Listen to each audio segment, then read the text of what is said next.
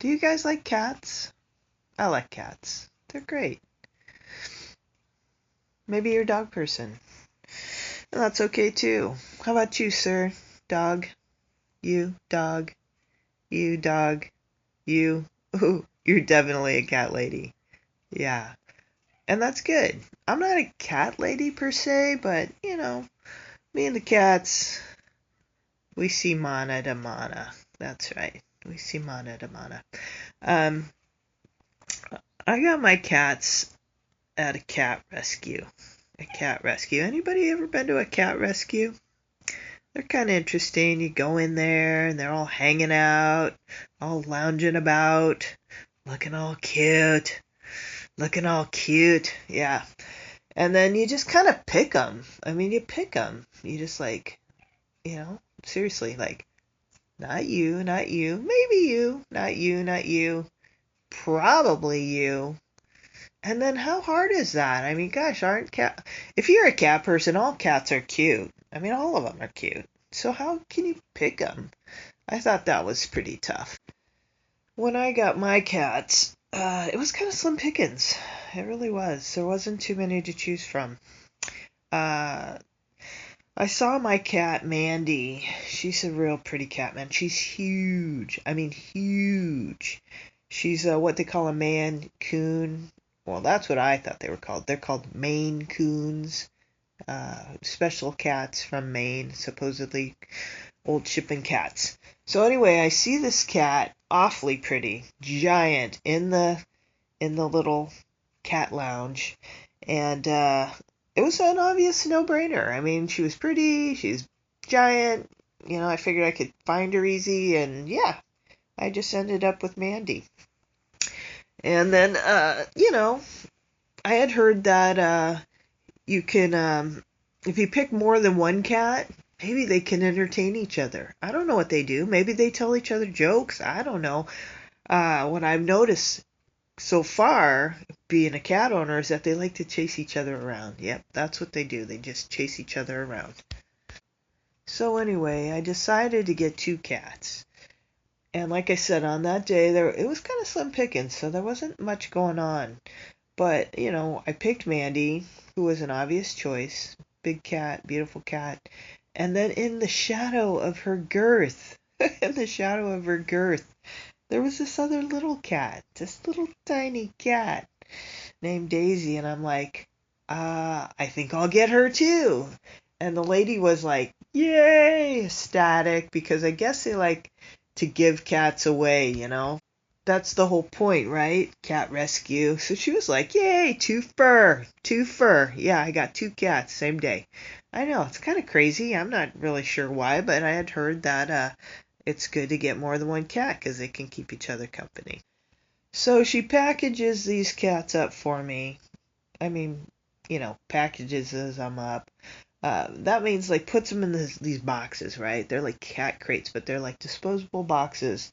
And she says, "Oh, let me get the cats together for you, and it'll be just a moment. You can take your cats home." And I'm like, "Sure, I got time. That's why I'm here." So she gets these cats together. There's two boxes. They're just in there. By then they're just meowing like, "What the heck is going on? What the heck's going on?" And I'm like, "Oh, are they okay? Is it gonna be okay?" And she's like, "Oh yeah, don't worry about it." And then she hands me these two envelopes. Apparently, this is the story of these cats' lives at the rescue, right?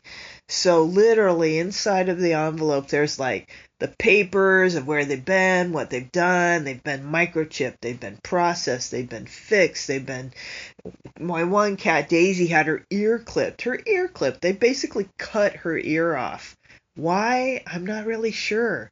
From my understanding, apparently it was for her own good. Yeah, for her own good. How is that good for her, right? Um, the lady did apologize and say, sorry for Daisy's ear. We're really sorry, but that's how we do it. And I'm like, okay, sure.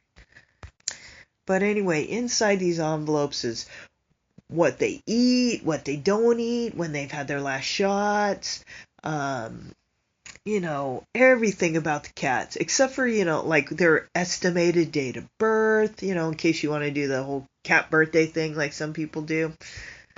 The funniest thing I found in there was, oddly enough, their picture, right? The picture of the cats. It's from their younger years, but, you could tell it was your cat. But the funny thing about that picture was it looked like a mugshot. Yeah, a mugshot. Like when they were captured, because all these cats are feral cats apparently, and that means they were out in the wild and they were truly wild. Okay, truly wild. So my cat Daisy, for instance, she had to be integrated with humans. Yeah. Don't you feel like sometimes you need to be integrated with humans? I mean, come on. That might be helpful, right? Learn to be around other humans. I don't know. That might be a thing for humans. Human babies, maybe. I don't know. Right? I guess they're already getting that, but I just found that to be an interesting concept. Back to the food. Back to the food. So my cats, when I was growing up, you could just get a cat anywhere, on any corner at any store practically.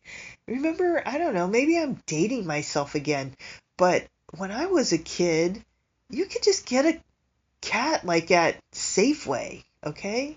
Like at Safeway. They didn't really have Safeway then, not in my town, but we had a local store and you could just go to the store and there was always somebody with a box of cats. Okay, a box of cats. Has anyone seen that? Basically, it's just a box with a person trying their best to give them away. There's just a bunch of kittens in there, a bunch of irresistible kittens, right? Oh my gosh, when we used to go to the store when I was a kid, and see the kitten box, oh man, did we work my mom? Did we ever work my mom? We'd be like, Mom, please, please, please, can we get a kitten? And my mom, bless her heart, she would be like, no, we need to get in the store right now. Yeah, it was pretty funny. I'm sure that was very hard for Mom. My mom was a rock star, though. She would just take that cart, and we'd all be hanging off the cart, all four of us, couple kids inside, a couple hanging off the front, and she would just like bypass the kitten box like superhero speed, hopefully so we wouldn't see them. And in the store she went. So she was like a pro at this, actually proactive at keeping us away from the kitten box. So anyway, back to the food. Back when you could just get a kitten in a box, you could just feed them anything practically, anything. Back then there wasn't that many choices for cat food. I think there was like Friskies and Friskies. I think there was something called Tender Vittles, and basically our cats got whatever was cheapest. Okay, whatever was cheapest. And I have a feeling that was the Friskies, right? So anyway, I'm thinking, two cats. Maybe I want to go, budget, because there's two of them, right? They probably eat a lot. So I'm thinking I can just feed them Friskies, right? I'm just going to load up on the Friskies and the cats are going to be good to go. But inside the envelope of the cats' lives, it also says that the cats only eat a certain kind of food, okay? Only eat a certain kind of food. And it happens to be the veterinarian approved style food, right? The stuff that's the most expensive at the store.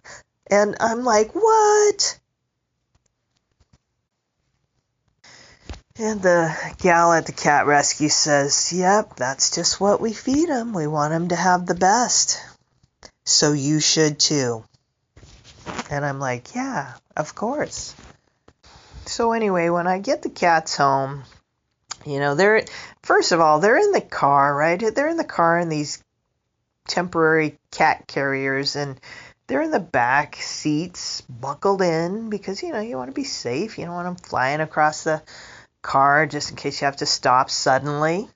And the noise coming from the back seat was like insane. I mean, insane. I thought I had lions back there. They were so objectionable to being to being in the car and then not knowing what's going on. And I guess they just don't really like to be in the carriers to begin with. So I'm hearing these frightening sounds from the back seat, and I'm like, oh no, what did I get myself into? And I was like pretty worried about that for a minute. Once I got home, I brought the cats in. Daisy was no problem because she was so tiny, so tiny in there. So you could just easily carry her in, no big deal. They told me that I should probably put the cats in one room and let them acclimate. One room. So I'm thinking, okay, I'll just put them in the bathroom, right? I have a bathroom downstairs in my house. I'm like, I'll just put them in the bathroom. And then, see what happens. See what happens. And then Mandy, though, on the other hand, she's so big, right? I told you she's big. She weighs like 17 pounds or something.